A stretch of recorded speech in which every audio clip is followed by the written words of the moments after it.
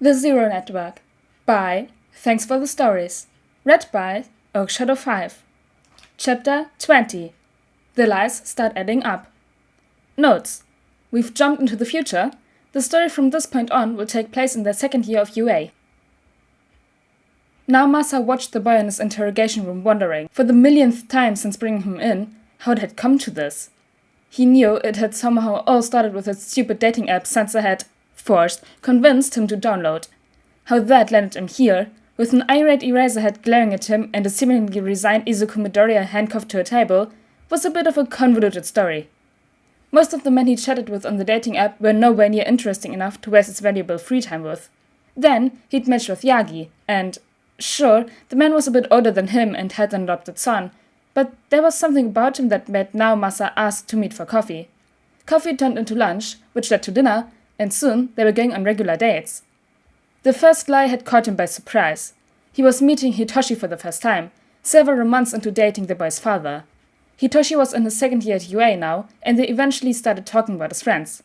That was the first time Midoriya had come up, and Yagi, at Hitoshi's request, had told him the story of Midoriya saving the man from a mugging. Where the man would lie about that, he had no idea, but he'd avoided the subject of his quirk so far, and he couldn't just call the man out on it without fessing up about having a truth quirk. Thinking about it after going home that night, he realized that Yagi had also never brought up his quirk.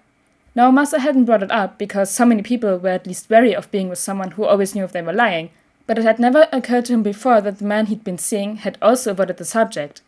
Normally, that wouldn't be a red flag, but with him already being suspicious about the mugging story, it seemed like one now. He'd gone on to work the next day and run a background check on Yagi. He had promised himself when he'd started dating that he wouldn't do that, but now he needed some kind of reassurance there was nothing fishy going on if he were to continue the relationship. Nothing turned up.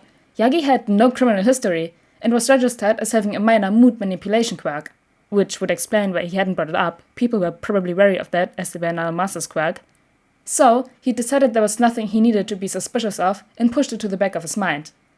If he noticed Yagi being skittish around him for a while after that, he wrote it off as the man being nervous about their developing relationship. They'd both confessed to not being in relationships for a while, so it made sense that taking such a clear step forward like meeting his kid would make him nervous. The second lie shouldn't have been a lie.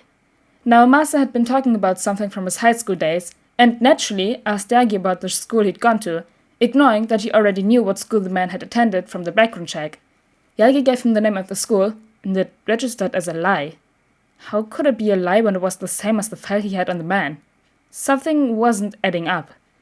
Then he'd gotten Kyo's case, and was too busy to spend much time thinking on the conundrum that was his boyfriend. It was the third case he'd had over the last 5 years of a quirkless person going missing without leaving a trace behind, and he called in Eraserhead. There was a pattern here, and now Masa didn't know any other heroes with connections to the underground that he trusted here as much as himself in regards to quirkless people. She'd run from a clearly abusive foster home at 13 years old. It shouldn't have been hard to track her down. Kids that age were usually not careful enough to delete any web or chat history that would lead an investigator in their direction. If that fails, they usually spill something to a friend who will talk as soon as they understand how bad things can be on the streets. Unfortunately, Kyo only had online friends, according to her foster siblings, and she was apparently very good at covering her tracks. The officers assisting him hadn't been able to pull anything from her cell that had been left behind. Even searching her history on her school computers hadn't given them anything. The suspect part about all of this was that her history hadn't been completely erased. There were still regular visits to websites and apps, but not enough to match with the amount of online time reported by classmates and foster siblings. Either Kyo had figured out how to delete all traces of her online presence that would lead them to her, or she had help. The tech department at the station assured him that the level of sophistication needed to completely erase the data missing was far beyond the capabilities of the girl in question. After speaking with Kyo's foster siblings, now Masa realized they were right, and not just being sexist. The girl couldn't work the TV half the time, and needed help to find the settings on her phone. There was no way she wouldn't have left even a single clue. Now Masa called in Eraserhead then.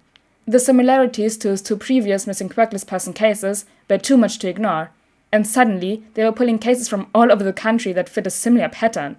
The most frustrating thing was that most of the cases had been handled so poorly, clearly done by officers that didn't care about people they considered a waste of resources. It took them far too long to determine that all the cases were connected, in the fact that these quirkless people had seemed to simply vanish without a trace. Aizawa had decided to talk to Midoriya, his quirkless student who may have known a few of the missing people. He had wanted to do so alone, but now Masa insisted he be present as he was the lead on the case. Sitting across from the boy in his living room, now Masa studied Midoriya. He'd heard about him, from Yagi and Aizawa, as well as the news stories run on the quirkless student. He wasn't sure what he'd expected, but it wasn't the nervous-looking teen watching him just as intensely. When the pictures of the missing people were spread out on the table between them, Midoriya's face was carefully blank. Yes, I know them. Quirkless people have online communities where we keep in touch. True. And were you aware that all of these individuals have gone missing? Now Masa tried to keep his voice calm and open. Midoriya nodded slowly. Yes, I keep track of every quirkless person I know of. There's too much discrimination in the world, and I want them all safe, so I make it my business to know when they die or go missing. True. Aizawa frowned. Did you know they all went missing under suspicious circumstances? He shrugged. I knew the cops didn't have any leads if they bothered to investigate at all. True. Aizawa leaned back with a sigh. We think their disappearances might be connected. Do you have any idea who would want to take a bunch of quirkless people? Did they say anything about suspicious individuals or groups before they went missing? No, I wish I could give you more information. That set off his quirk. It didn't register as false, but it wasn't the entire truth, so now Masa leaned forward. Have you heard from or seen any of these people since they went missing? Midoriya shook his head, and the lack of verbal response didn't escape his notice. Could you respond verbally, please? Aizawa was glaring at him, and Midoriya tensed up. No. False. Shit. Eraserhead would kill him for this. Midoriya, that was false. I need you to tell me what you know about where these people are. Midoriya folded his hands in his laps. Sorry, detective, that's all I'm going to say without a lawyer present. Now Masa stood. Then I'm afraid we will be moving this to the station where you can have a lawyer present. You're being charged with withholding information and obstruction of justice. Do I need to cuff you, or will you come willingly? Thankfully, the teen didn't resist, and other than attempting to kill him with his eyes, Aizawa didn't cause a fuss. So now here he was, waiting for Midoriya's lawyer, and wondering if maybe his suspicions of the boy were tied in with the lie Yagi had told him. Now Masa didn't know how the fake story of how they met could be connected to whatever Izuku Midoriya knew about missing people, but he was going to find out.